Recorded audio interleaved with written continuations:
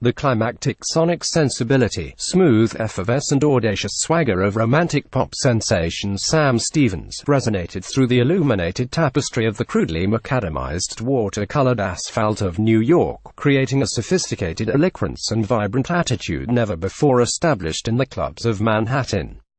Vocally seducing his audiences, leaving them charmed and impassioned, the James Bond of the music world traveled from Nottingham, England to conquer the stages of the Big Apple and arose victoriously while premiering his new single, Don't Cry, set to be released worldwide March 9, 2018. The masterful lyricist deliberately constructs his prolific expressions to reach deeply into the hearts of the incurable romantics destined to fall in love.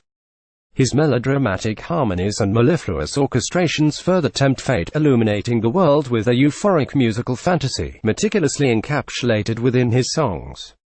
His salacious gestures and decadent carnal appearance moved the congregation to extreme visual heights as he rocked the stage, clutching the mic stand as if it were a fiery staff.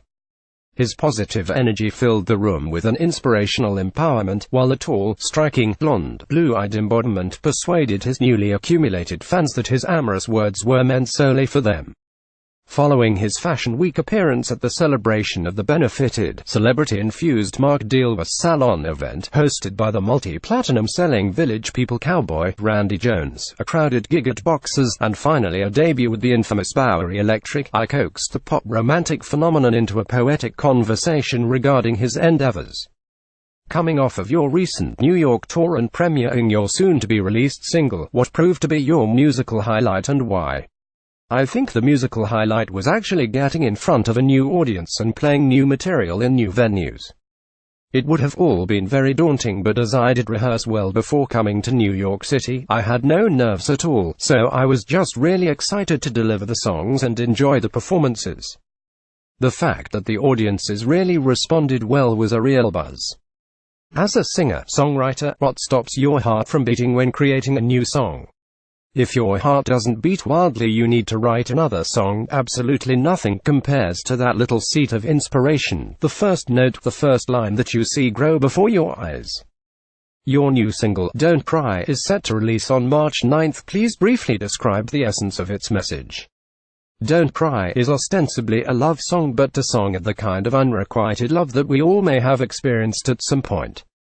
It's a bit like the quote, always a bridesmaid, never a bride. You know when you feel really passionately about someone, insanely so, you know they're making a mistake right in front of your eyes and you see them unhappy and you just know if they just stopped and looked at you and knew how you felt about them, that life would be okay. It's a bit like Forrest Gump loving Jenny. Sometimes you can't help someone know when and how much you love them. It's like this song for the hapless romantic in all of us. We had a conversation about writing before, in your song, Some Kind of Wonderful. We were talking about painting pictures. We were talking about how you describe in your writing people in terms of food. In terms of yummy, or delicious, or whatever it may be in terms of food. That paints an immediate picture. I was saying my track, Some Kind of Wonderful, how that track was very visual.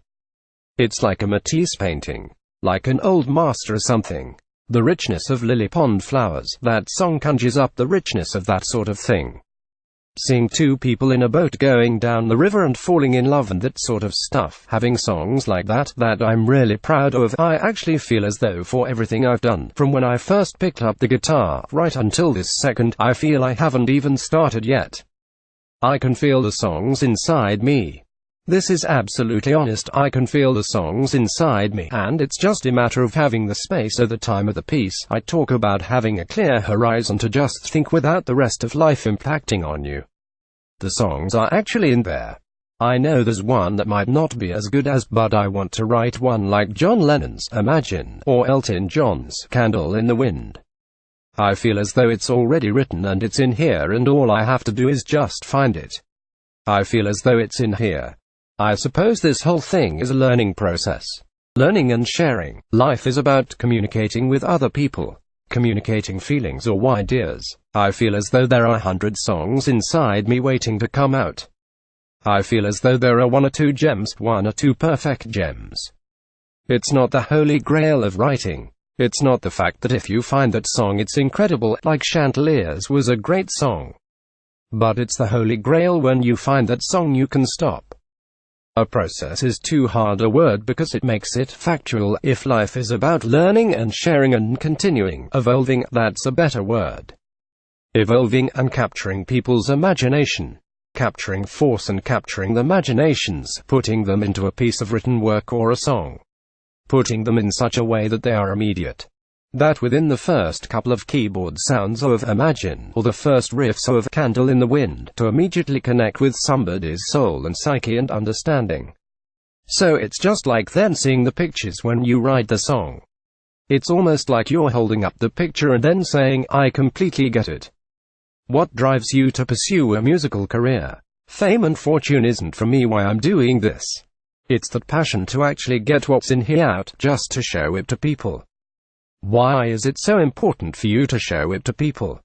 For me, these ideas are really valuable.